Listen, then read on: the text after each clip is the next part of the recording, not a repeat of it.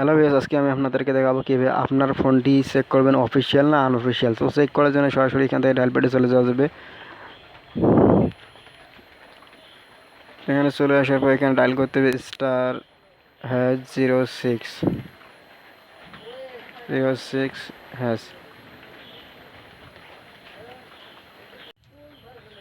যদি এভাবে কেউ এমআই নাম্বার বাইট করতে না পান তাহলে সরাসরি সেটিংয়ে চলে যাবে। সেটিংয়ে যাওয়া যাবে অ্যাবাউট ফোন, ওখান থেকে সিম ইনফরমেশনে ক্লিক করার সাথে এমআই নাম্বার বাইর হয়ে যাবে।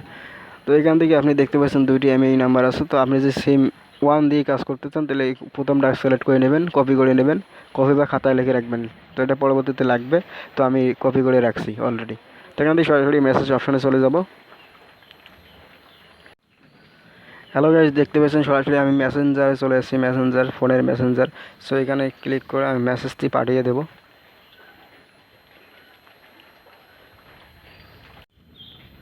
সো এখানে দেখতে পাচ্ছেন আমার এমএই নাম্বার, আমি আগে থেকে খাতায় লিখে রাখছি ওই নাম্বারটি, ওই সংখ্যাগুলো, এমএই নাম্বারগুলো। তো এখানে দেখতে পাচ্ছেন প্রথমে দিতে হবে KOID, লেখার পর একটি স্পেস দেওয়ার পর 15টি সংখ্যা আছে এমএই নাম্বার, 15টি সংখ্যা, সেই সংখ্যাগুলো এখানে তুলতে হবে। তোলার পর উপরে দেখতে পাচ্ছেন এন্টার ইউর, মানে যে নাম্বার পাঠিয়ে দেবেন সেই নাম্বারটি এখানে আমি যে নাম্বারটি দেবো এই নাম্বার পাঠিয়ে দেবেন 16002। হ্যালো গাইস, দেখতে পাচ্ছেন আমি এখানে পাঠিয়ে দিলাম। এখন আমি চেক করবো যে আমার মোবাইলটা আসলে কি অফিসিয়াল না আনঅফিসিয়াল। এখানে অলরেডি মেসেজ দিয়ে দিবে, একটু ওয়েট করুন।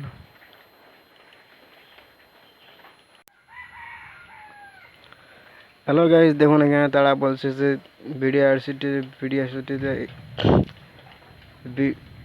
ডিভাইসটির এমআই নাম্বার বিডিআরসি ডাটাবেসে পাওয়া যায়নি। দয়া করে পূর্ণাঙ্গ এমআই নাম্বার সহ অন্যান্য বিশেষ চিহ্ন বাদে 15টি নম্বর লিখে এমআই নাম্বার লিখে এত নাম্বারে পাঠিয়ে দিন। অর্থাৎ এখানে বলছে যে আমার ডিভাইসটি ডাটাবেসে পাওয়া যায়নি, অর্থাৎ আমার মোবাইলটি ফোনটি অফিসিয়াল না। এখানে বলেছে আর যদি পাওয়া যেত তাহলে এখানে লেখা দিত মোবাইল ফোনটি বিডিআরসি ডাটাবেসে পাওয়া গেছে, এই লেখাতেই দেখা থাকতো। তো হ্যালো গাইস, বুঝতে পারছেন যে কীভাবে চেক করতে হয়। হ্যালো গাইস, ভিডিওটি ভালো লাগলে প্লিজ লাইক, কমেন্ট, শেয়ার করুন। কোনো কিছু বুঝতে সমস্যা হলে কমেন্ট বক্সে কমেন্ট করে জানাবেন। Major take video